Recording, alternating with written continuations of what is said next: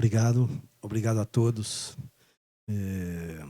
Esse momento da Casa Cor, a Casa Cor tem um histórico de 29 anos, com muitas participações na recuperação de alguns imóveis tombados durante o espaço. Depois disso, hoje, a nossa empresa Multicult também tem se dedicado à restauração de alguns desses imóveis. Temos uma participação grande em várias questões da cidade, e esse ano, nesse espaço que a gente construiu de conversas, nós dedicamos as 3 primeiras semanas a palestras e conversas sobre arquitetura, a semana passada sobre palestras sobre a cidade que queremos viver, e essa semana num debate mais político sobre também a cidade, construindo a cidade de amanhã, sobre a cidade de Belo Horizonte, a cidade que nós queremos para todos nós. Para essa semana, nós contamos com muito mais que um apoio, com estrutura, com desejo, com a boa vontade, com alegria, com o envolvimento do CAL. E eu agradeço, então, muito a Cecília, presidente do CAL, que está aqui do meu lado. Agradeço a Duda Salabert pela presença e ao vice Francisco. E espero que a gente tenha uma boa conversa aqui hoje. Muito obrigado a todos. Agradecemos a fala do representante da Casa Cor Minas. Gostaria de registrar a presença da conselheira federal, Fernanda Bastos, que está aqui conosco. E agora gostaria de passar a palavra para a presidente do CAL, Cecília Fraga. Boa tarde a todos. É com imensa alegria que a gente participa desse momento tão importante para a cidade, um momento que a gente discute sobre questões importantes e relevantes tanto para a arquitetura e urbanismo quanto para a sociedade. Agradeço aqui o apoio da Casa Cor, pelo evento, na figura do João Grilo, e pelo espaço, na sessão do espaço, e agradeço a todos os envolvidos na organização desse evento. Falando mais um pouquinho sobre o quanto o urbanismo promove a vida das pessoas, quanto ele promove a saúde das pessoas e o bem-estar das pessoas, além da produtividade. A gente tem também reflexo importante na saúde, quando a gente tem espaços públicos projetados para dentro da cidade, espaços que são utilizados, que promovem o encontro entre as pessoas, que promovem eventos ou tantas outras questões de urbanismo que a gente vai discutir aqui um pouquinho hoje. Mobilidade urbana, a questão o impacto, né, questão das chuvas, por exemplo, que teve agora, porque a gente vai falar um pouquinho sobre resiliência climática.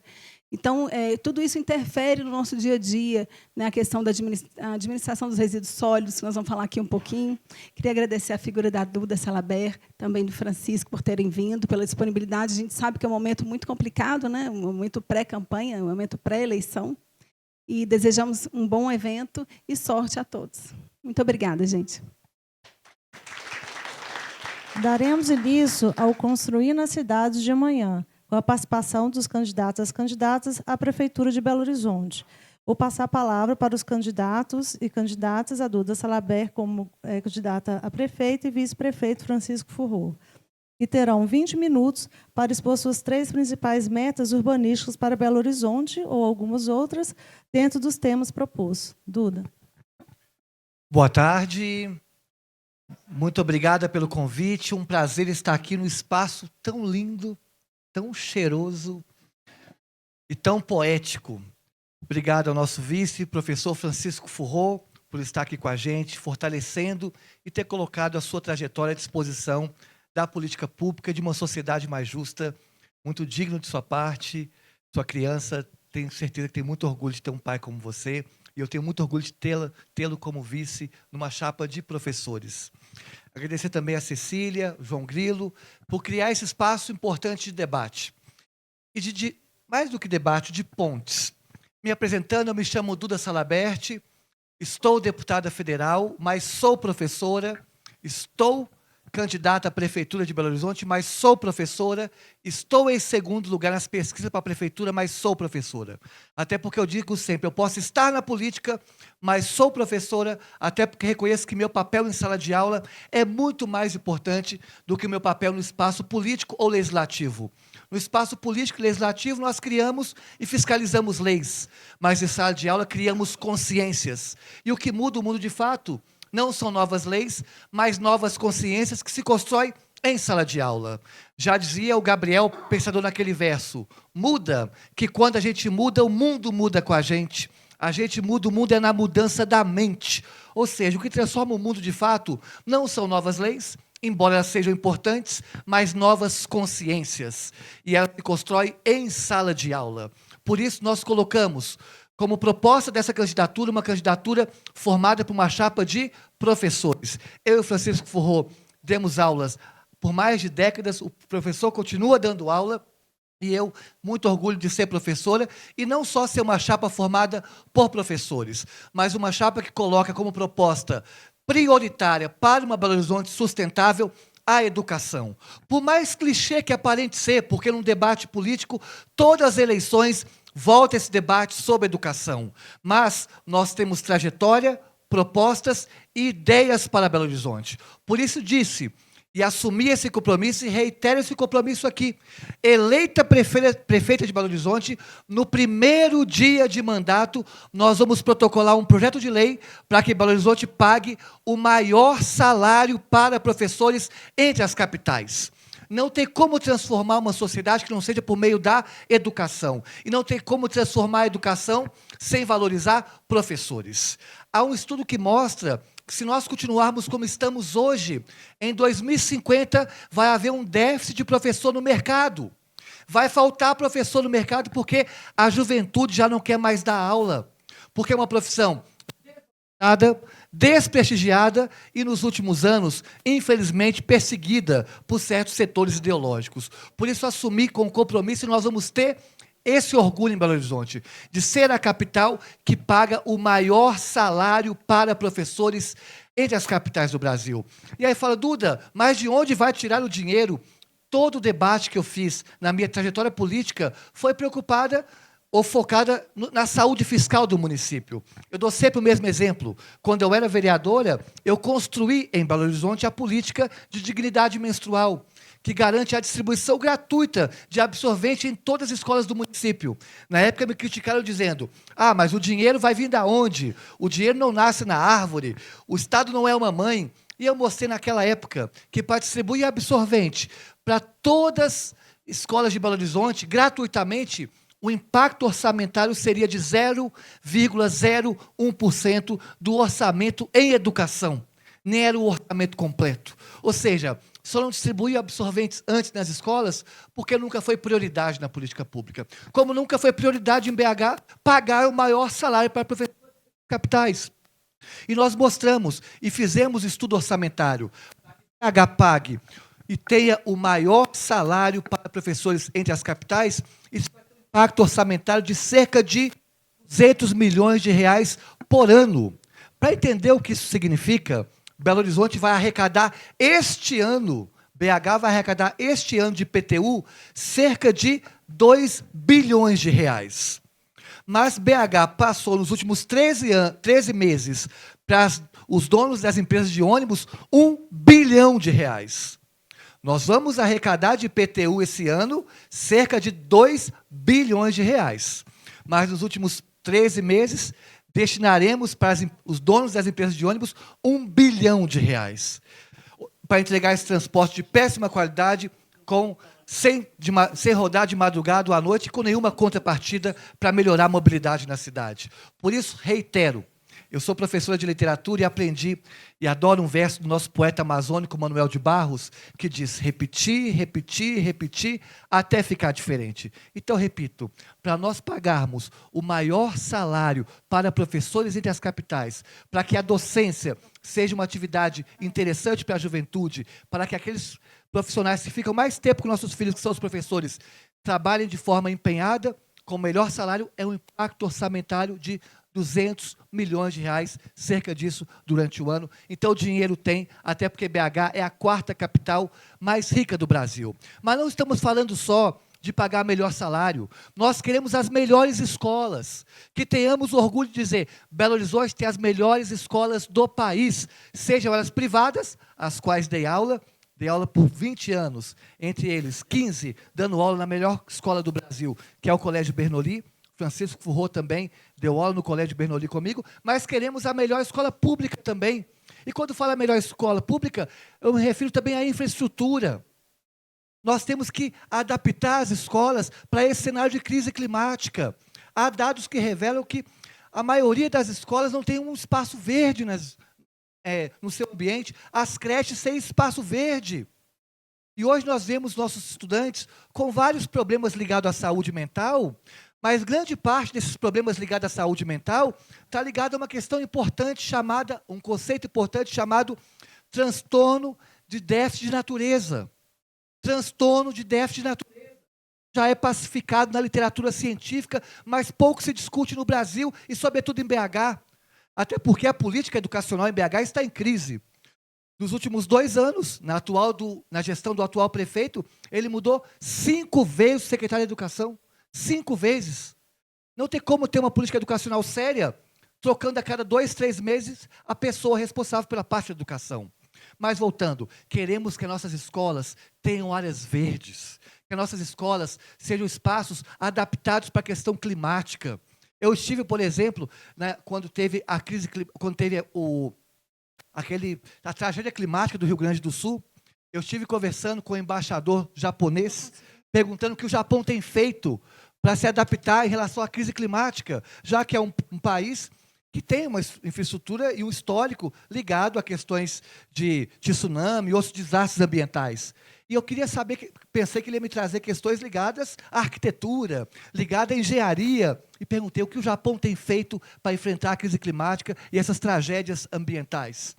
Ele me disse, investir em educação. A nossa escola é o epicentro de combate. Obrigada, viu? A nossa escola é o epicentro de combate à crise climática e tragédias naturais. E aí, não só a escola ser um espaço interessante, mas todos os caminhos que levam à escola têm que ser o melhor caminho possível. Quando eu fui vereadora, eu havia prometido na campanha que cada voto que tivesse seria uma árvore que plantaria. Terminei as eleições como a pessoa mais bem votada da história das eleições municipais de BH. Com 37 mil votos, o dobro da votação do recorde anterior. E meu nome foi para o SPC das árvores, devendo 37 mil árvores. Falei, como é que eu vou pagar tanta árvore? Já plantei 5 mil.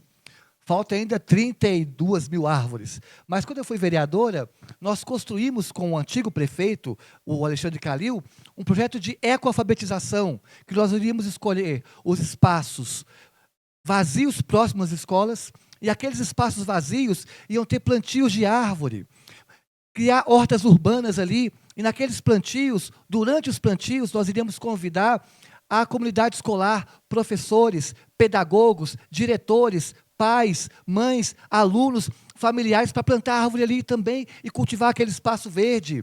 E aí, durante esses plantios, ia ter aula de educação climática e plantaríamos 50 mil árvores por ano. Foi essa política que nós construímos, mas que não deu continuidade, porque quando o Calil renuncia e o Fuad assume, a política é desmontada, infelizmente, por falta de continuismo, que é uma tragédia na política pública do Brasil e, infelizmente, nas últimas gestões em BH. Então, nosso primeiro compromisso é isso, educação. Nós queremos ser uma prefeitura cuja grande obra é ter a melhor educação do Brasil, e nós temos orgulho de dizer isso.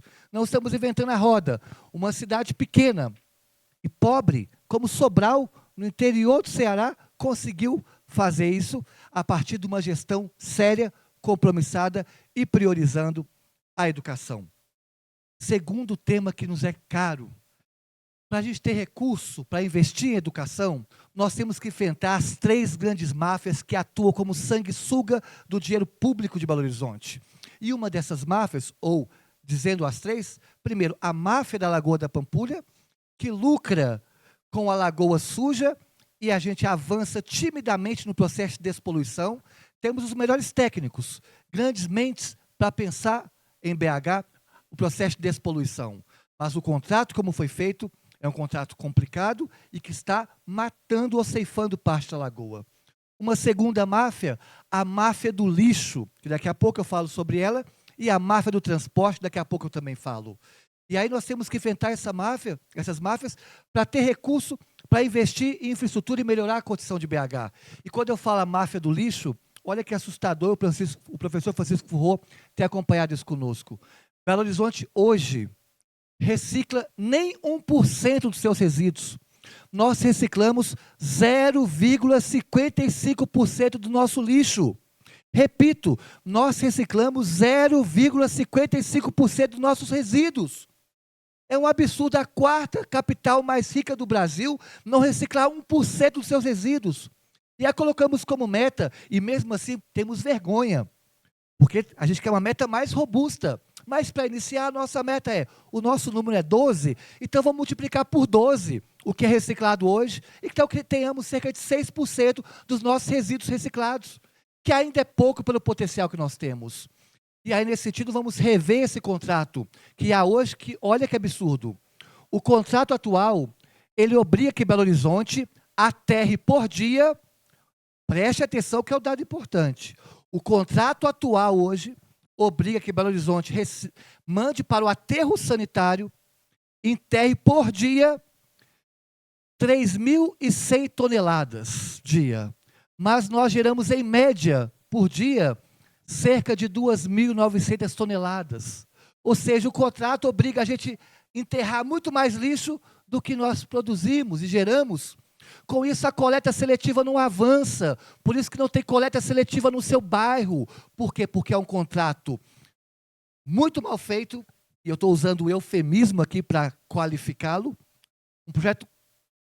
um contrato criminoso, que impede que avancemos em coleta seletiva e que impede que avancemos também, por exemplo, na melhor estrutura para os nossos catadores de material reciclável. Nós temos aqui a Asmari, que desempenha um papel socioambiental, educativo, pedagógico, climático importante, mas não tem estrutura suficiente porque temos uma máfia do lixo.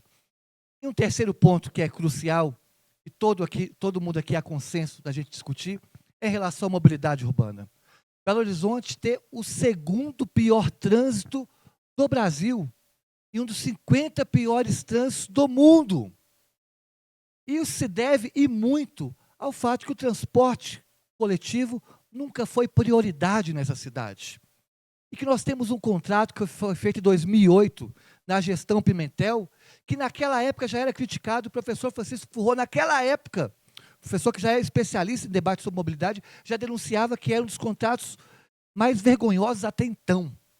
E hoje é tratado como um dos piores contratos que há no Brasil em termos de mobilidade urbana, e cabe à nova prefeita ou o novo prefeito redigir um novo contrato, e que esse contrato seja pensado e construído por aqueles que se beneficiam usando o transporte público, e não aqueles que beneficiam lucrando com o transporte público de péssima qualidade que é nos ofertado hoje.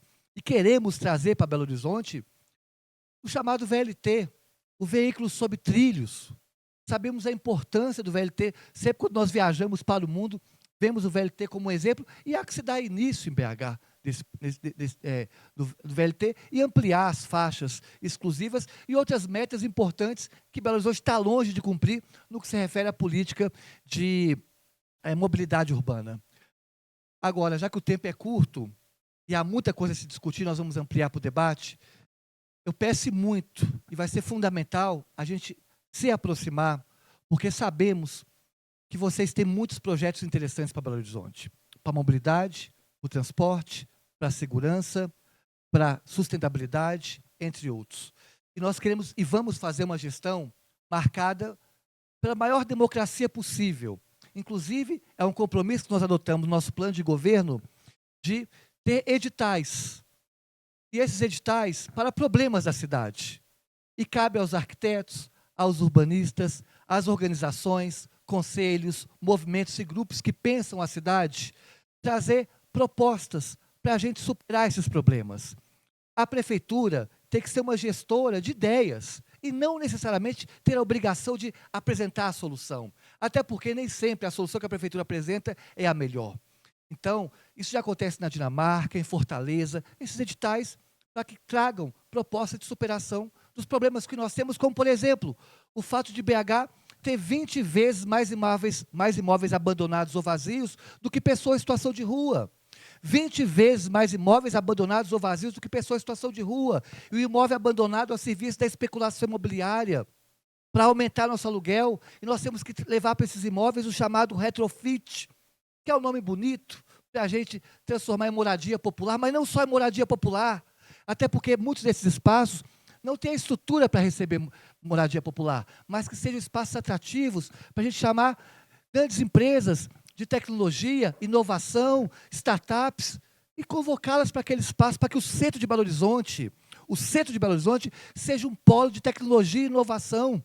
É isso que nós queremos para o centro, requalificar aquele centro e deixar Belo Horizonte mais bonita. Sou professora de literatura, e se é a dimensão do estético, estesia do grego, significa sensação, é aquilo que nos toca, e Belo Horizonte não nos toca nem um pouco. É uma selva de concreto, com estações horríveis, cimentadas. A gente pode mudar e trazer poesia para BH, deixar uma BH mais sensível, mais leve, que está em diálogo com o fato de sermos a capital mundial dos bares e restaurantes.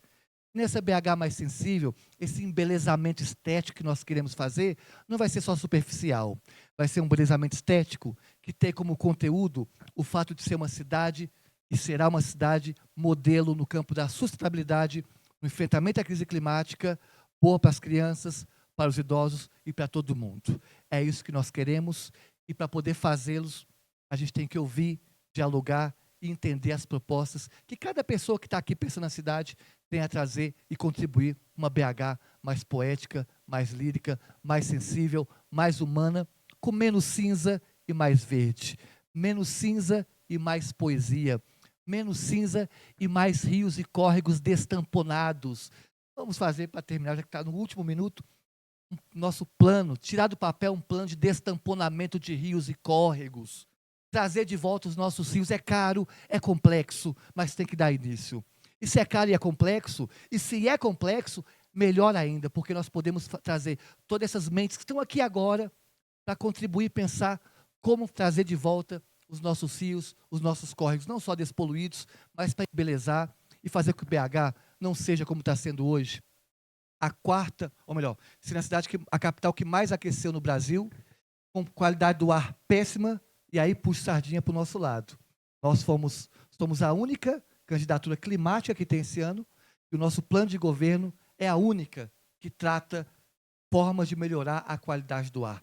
Triste, uma capital como a nossa, respirando esse ar cinza, nenhum dos candidatos colocar em seu plano de governo forma de melhorar a qualidade do ar. E com isso, impacta a nossa saúde, e o tema central aqui não é urbanismo, não é arquitetura, é como usar as tecnologias em favor da saúde. E a principal tecnologia, pensou que tem, finalizando, é a escuta e a gente construir coletivamente. Muito obrigada. Agradeço a fala da candidata Duda. As perguntas poderão ainda ser encaminhadas, é só, vocês receberam o papelzinho, só levantar que a gente vai estar recolhendo. Vou deixar, então, a palavra com a Cecília. Teremos 10 minutos, ok, gente? Cronometrados. Obrigada. Mais ou menos 2 minutos para cada pergunta, só para a gente não deixar nenhuma pergunta sem responder, tá? Então, vamos falar um pouquinho sobre habitação.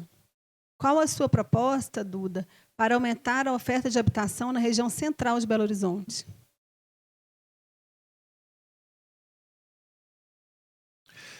A primeira e grande proposta que a gente está fazendo, eu antecipei aqui, é relacionado ao retrofit. Os nossos imóveis abandonados, nossos imóveis vazios, transformá-los em moradia popular. Esse é um tema caro, importante, o mundo todo tem discutido e colocado essa política pública em prática. Belo Horizonte tem potencial para fazê-lo. E esse potencial, para a gente poder materializar, de fato, essa política, vai se dar em diálogo com os arquitetos que pensam vão nos ajudar nesse processo de construção de um projeto mais robusto para requalificar esses imóveis, sobretudo na região central, porque o diálogo é esse. O trabalhador já está trabalhando ali, morando ali, aí não precisa ficar 2, 3 horas no trânsito para poder voltar para a sua casa, mais 2, 3 horas para vir para o serviço. Então, o C tem que ser um espaço de moradia. E há imóveis abandonados e vazios que a gente pode fazê-lo nesse sentido. Mas, como eu disse, esses imóveis não serem focados somente na questão de moradia, mas também chamando grandes empresas, startups, para ter um centro de tecnologia e inovação no coração e no pulmão de Belo Horizonte. Isso. Não só os imóveis públicos, mas aqueles que são privados, a gente colocar em prática o IPTU progressivo. Né? O IPTU progressivo é uma ferramenta que eu acho importante, mas para colocá-la em prática, há um problema anterior, porque não adianta aprovar a lei de IPTU progressivo se nós não temos fiscalização. A gente estava conversando em Belo Horizonte, é uma das capitais que tem um déficit de fiscal absurdo comparado a outras capitais. Então, assumimos um compromisso, inclusive, de ter um concurso público para fiscais, e aí, para poder, de fato, a lei de IPTU progressivo ser implementada e fiscalizada. Né? Vamos para a segunda pergunta. Candidata, há algum tempo vi uma proposta sobre piscinas públicas. Ainda segue essa proposta? Quais bairros receberiam as primeiras e em quanto tempo acha que consegue entregar para a população mineira? Não só piscina pública. Belo Horizonte não tem nenhum poliesportivo público. Olha que vergonha, não existe um poliesportivo público em BH. Nós tivemos na região de Venda Nova e vimos que lá, sendo prefeito, e nós seremos, porque estamos em segundo lugar, vai receber o primeiro poliesportivo público de Belo Horizonte, com piscina olímpica, quadra, e não estamos inventando a roda. Em Fortaleza, há uma política pública chamada Cuca, a Rede Cuca, que pegou os bairros com maior vulnerabilidade socioeconômica e, nesses bairros, colocou esses equipamentos de poliesportivo público para formação de atleta, formação de locutor, porque tem estúdio lá também, é ponto de cultura.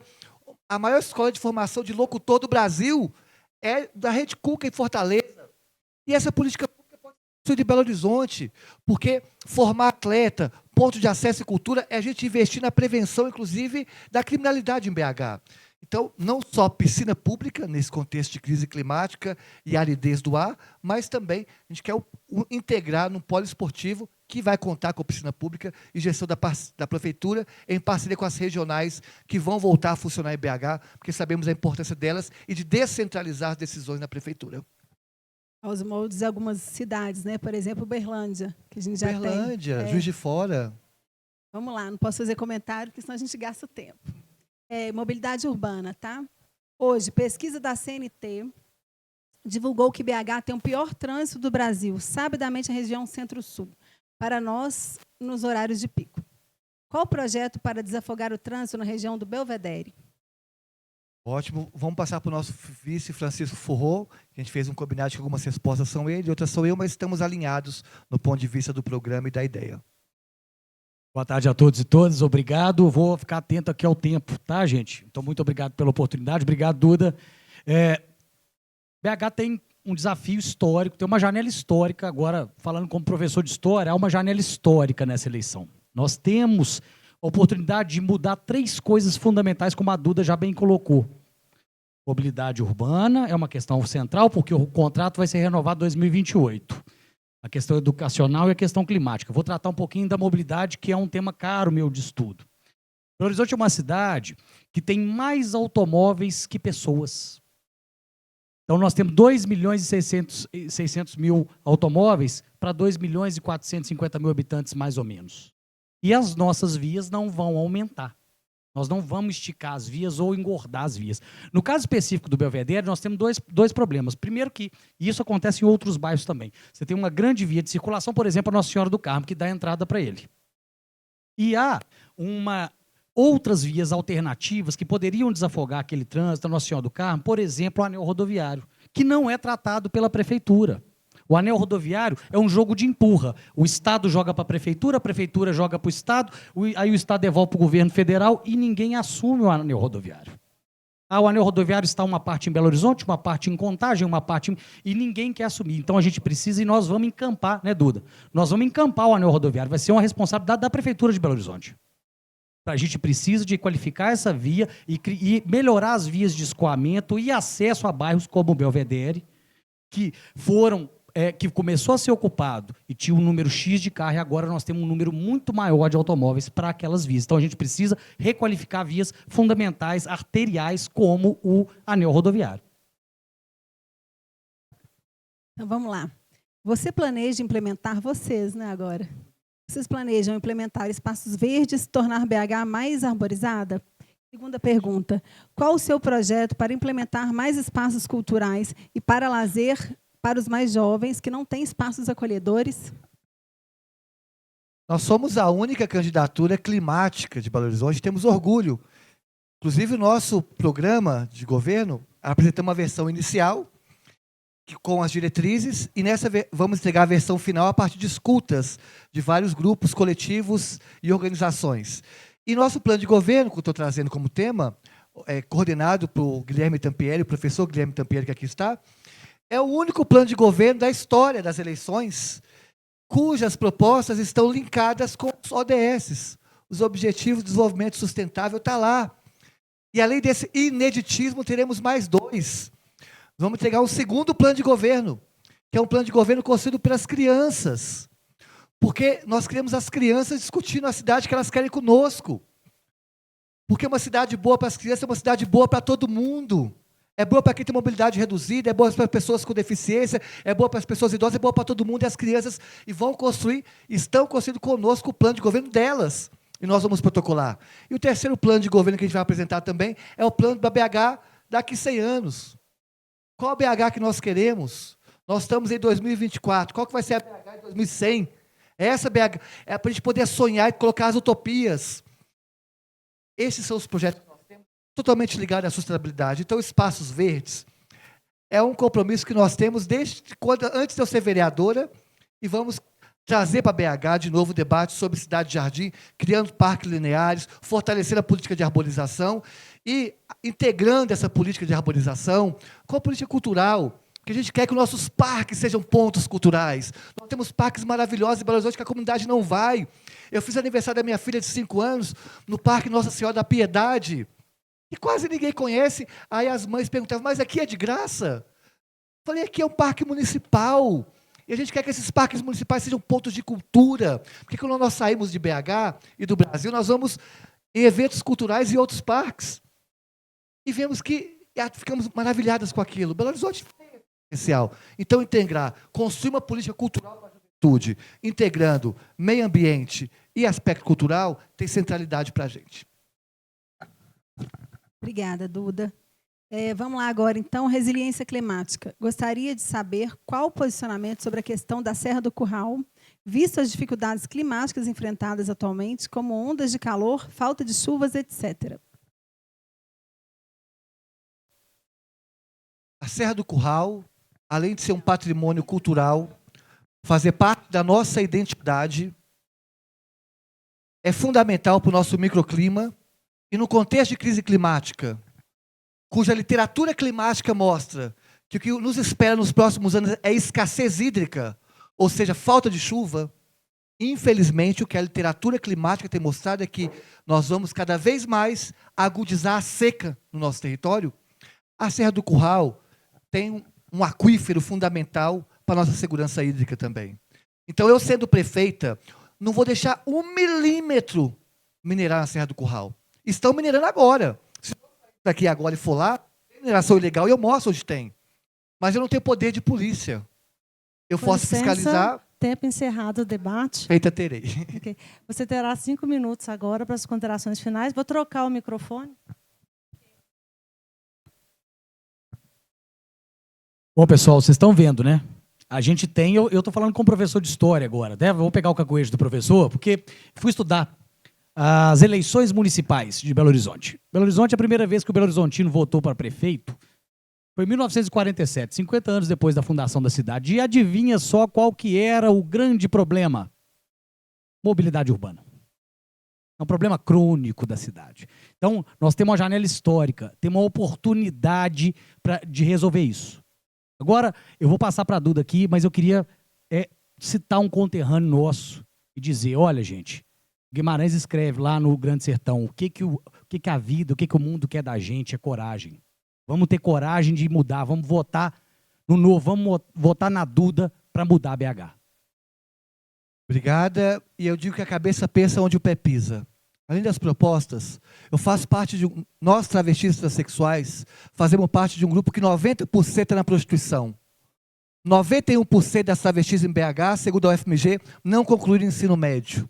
41% das travestis transexuais do país com HIV. 6% das travestis transexuais de BH foram expulsas de casa com menos de 13 anos de idade. A nossa construção, além de trazer propostas sólidas para BH, ela tem uma dimensão importante contra o preconceito. E nós estamos em segundo lugar nas pesquisas. Belo Horizonte está dando um presente para o mundo todo, fazendo história. Vocês sabem o que é? Uma pessoa cuja identidade faz parte de um grupo que 90% é da prostituição, 91% não concluiu o ensino médio, 41% com HIV, 6% expulso de casa com menos de 13 anos de idade, expectativa de vida não supera 35 anos. Nós estamos em segundo lugar nas pesquisas. O que BH está mostrando é que é possível fazer diferente. E é possível combater os preconceitos. Estão tentando desqualificar o nosso debate de todas as formas. Para nós, sempre tudo foi mais difícil. Só está disputando uma eleição já é uma vitória. Mas nós estamos em segundo lugar. Então, o que eu peço a vocês é que saibam o tamanho da vitória que a gente está construindo. Nós estamos vivendo história. Vivendo história. Repito, 90% do grupo que eu faço parte está na Pedro II de madrugada. E a cidade, os arquitetos e os urbanistas sempre nos excluíram. Sempre nos excluíram. A cidade não foi feita para nós. Então a nossa candidatura é também um grito de revolta. De que nós não vamos tolerar mais uma cidade que coloque 90% das minhas companheiras na Pedro II de madrugada e essa cidade acha isso natural. Não encontrar uma travesti que nem direito ao sol nos é dado. Porque dificilmente você encontra uma travesti de manhã comprando pão na padaria. A nossa luta ainda é por nome, por respeito à nossa identidade. Estamos lutando para conquistar a categoria de humanidade. Mas, para além dessas lutas, há uma luta na cidade. Dizem, para terminar minha fala, que o século XIX foi o século dos impérios. O século XX, o século dos países. O século XXI é o século das cidades. Se nós queremos transformar o mundo, a transformação começa na cidade. E a cidade está mostrando que não tolera mais preconceito. A cidade está mostrando que quer diversidade, que quer diferença. Se nós podemos mudar uma rua, nós podemos mudar o mundo. E que essa rua se inicie em Belo Horizonte. Muito obrigada pela escuta.